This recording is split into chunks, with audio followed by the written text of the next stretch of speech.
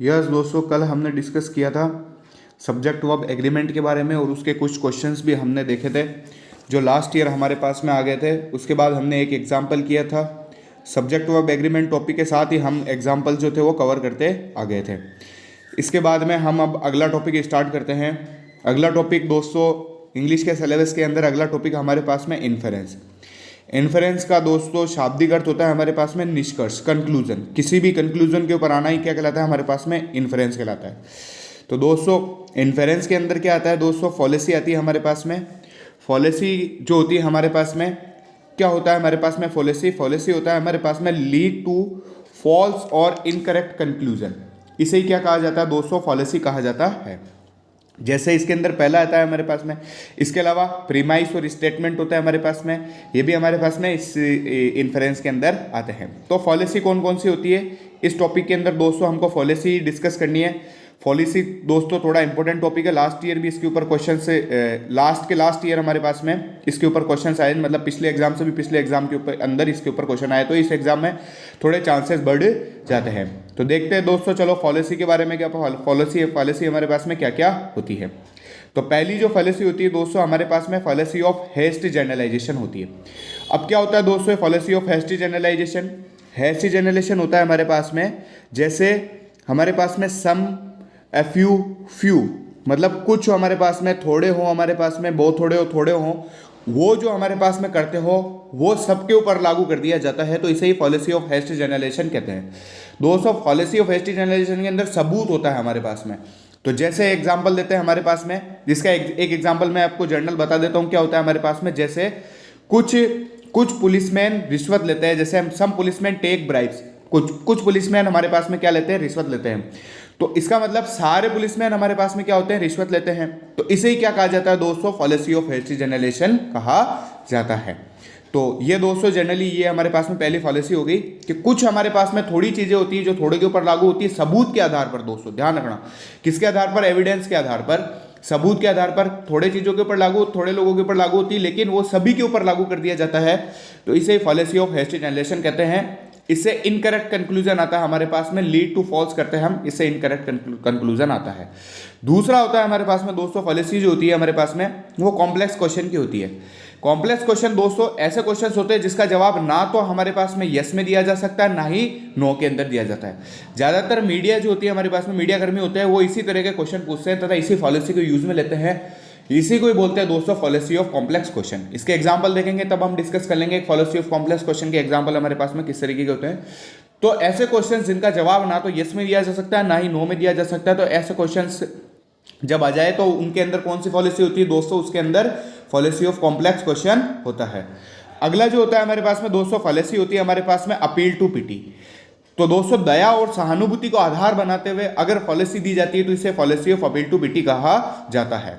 जैसे दोस्तों अगर किसी को हमारे पास में सजा होती है तो जो वकील होते हैं हमारे पास में वो इसी का यूज करते हैं दोस्तों, पॉलिसी ऑफ अपील टू पिटी।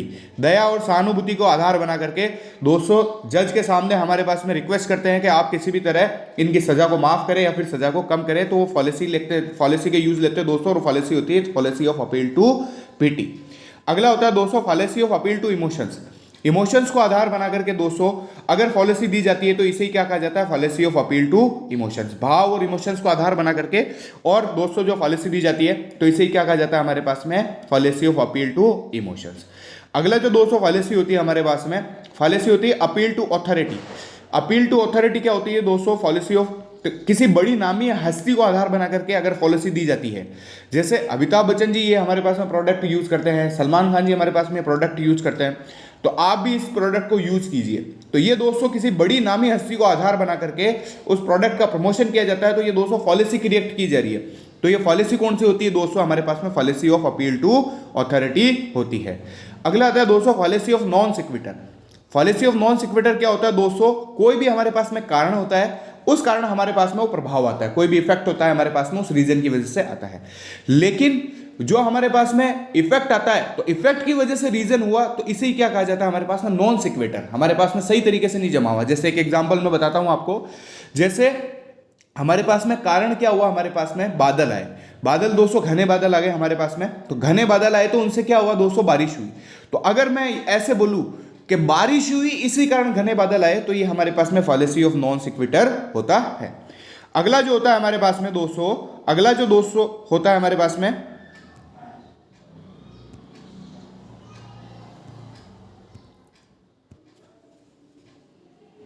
तो अगला जो दोस्तों हमारे पास में क्या है, फॉलेसी ऑफ नॉन सिक्विटर।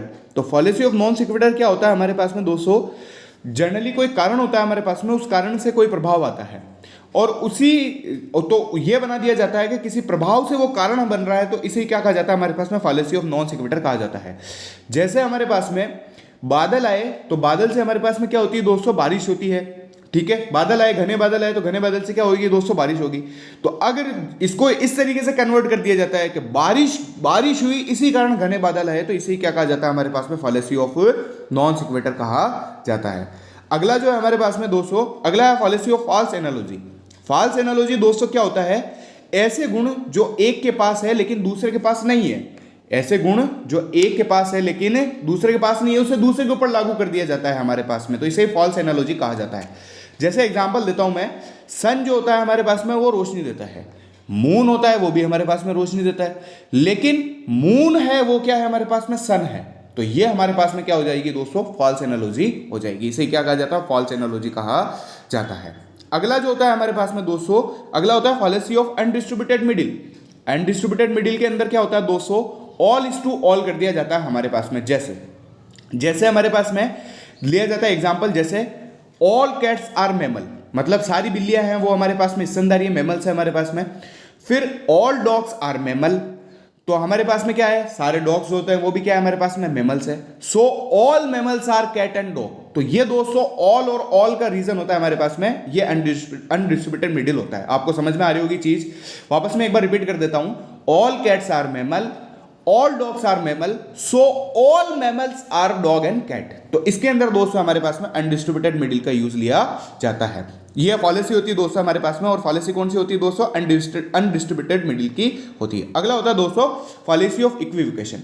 दोस्तों जब भी हम एग्जाम के अंदर क्वेश्चंस देखें, अगर एग्जाम के अंदर एक ही सेंटेंस को बार बार अलग अलग सेंस के अंदर दिया हुआ है, एक ही हमारे पास में क्या हो, वर्ड हो हमारे पास में, उस वर्ड को बार बार अलग अलग सेंस के अंदर दिया हुआ है, तो वहां पर फॉलेसी ऑफ इक्विवोकेशन आएगा। दोस्तों ये इंपॉर्टेंट है हमारे पास में, फॉलेसी ऑफ इक्विवोकेशन। एक वर्ड होगा उसको बार बार अलग अलग सेंस के अंदर दिया होगा, तो उसे ही फॉलेसी ऑफ इक्विवोकेशन कहते हैं। अगर दो बार भी हमको दे दिया तो भी हमारे पास में क्या आ जाएगी दोस्तों, फॉलेसी ऑफ इक्विवोकेशन आ जाएगी। अगला होता है फॉलेसी ऑफ कंपोजिशन। इसके अंदर क्या होता है दोस्तों, कोई भी चीजें होती है हमारे पास में उसको जोड़ा जाता है, जैसे हाइड्रोजन एंड ऑक्सीजन, ठीक है, we add hydrogen and oxygen we will get H2O water, तो ये हमारे पास में फॉलेसी ऑफ कंपोजिशन हो जाता है। अगला होता है दोस्तों fallacy of division. फॉलेसी of division के अंदर क्या होता है हमारे पास में, कोई भी एक कंपोनेंट उसको तोड़ा जाता है, जैसे H2O divide in hydrogen and oxygen, this is known as fallacy of division. इसको क्या कहते हैं दोस्तों, फॉलेसी ऑफ डिवीजन कहते हैं। अगला होता है हमारे पास में fallacy of false cause. False cause क्या होता है हमारे पास में, अंधविश्वास के ऊपर आधारित अगर कोई फॉलेसी होती है तो उसे क्या कहा जाता है हमारे पास में, फॉलेसी ऑफ फॉल्स कॉज कहा जाता है। तो दोस्तों ये 10 प्रकार की फॉलेसी थी, ये इंपॉर्टेंट फॉलेसी है सारी दोस्तों, इसके अलावा कोई भी ज्यादा इतनी इंपॉर्टेंट नहीं है, सारी इंपॉर्टेंट मैंने लिख ली है, ये हमारे पास में फॉलेसी होती है। तो वापस रिपीट कर देता हूं मैं, कौन कौन सी फॉलेसी होती है। फॉलेसी ऑफ एस्टिजनलाइजेशन, इसका एग्जांपल मैंने बता दिया। फॉलेसी ऑफ कॉम्प्लेक्स क्वेश्चन, मीडिया कर्मी ज्यादातर इसका यूज लेते हैं। फॉलेसी ऑफ अपील टू पिटी, वकील जो होते हैं वो इसका यूज लेते हैं। फॉलेसी ऑफ अपील टू इमोशंस को आधार बनाया जाता है। Fallacy of appeal to authority, किसी बड़ी नामी हस्ती को आधार बनाया जाता है। फॉलेसी ऑफ नॉन सिक्वेटर, कारण से प्रभाव और प्रभाव से कारण को बता दिया जाता है। फॉलेसी ऑफ फॉल्स एनालॉजी हमारे पास में होती है दोस्तों, कोई भी हमारे पास में इनकरेक्ट स्टेटमेंट या फॉल्स एनालॉजी क्रिएट की जाती है तो इसे फॉलेसी ऑफ फॉल्स एनालॉजी कहा जाता है। फॉलेसी ऑफ अनडिस्ट्रीब्यूटेड मिडिल दोस्तों हमारे पास में ऑल इज टू ऑल कर दिया जाता है तो अनडिस्ट्रीब्यूटेड मिडिल हो जाता है। Fallacy of equivocation, fallacy of composition, fallacy of division and fallacy of false cause. तो दोस्तों ये जनरल फॉलेसी होती है। कल हम इन फॉलेसी के ऊपर क्वेश्चंस करेंगे, जो लास्ट ईयर हमारे पास में क्वेश्चंस आ गए हैं, ये क्वेश्चंस भी मैंने साइड में यहाँ पर लिख रखे हैं। लास्ट ईयर जो क्वेश्चन आए हुए हैं इन क्वेश्चंस को हम यहाँ पर करेंगे। ओके दोस्तों, तब तक के लिए आप खुश रहिए, मस्त रहिए और ज़्यादा से ज़्यादा हम दोस्तों हमारे पास में स्टडी कीजिए और इन सब चीज़ों को याद कर लीजिए दोस्तों। याद करना सबसे इंपॉर्टेंट होता है दोस्तों चीज़ें, तो चीज़ें सारी आपको याद होनी चाहिए और याद होने के बाद में, याद होने से दोस्तों क्या होता है, हमारी मेमोरी इंक्रीज होती है। मेमोरी इंक्रीज होने के बाद में कॉम्प्रिहेंशन स्किल्स अपने आप डेवलप होता है। तो याद करने के बाद में कल हम इसके एग्जाम्पल्स करेंगे अच्छे से और नए एग्जाम्पल्स को देखेंगे। ओके दोस्तों, वीडियो को ज़्यादा से ज़्यादा शेयर करें, लाइक करें अपने दोस्तों के साथ और दोस्तों को दोस्तों ज़्यादा से ज़्यादा इनको इसके बारे में बताएं।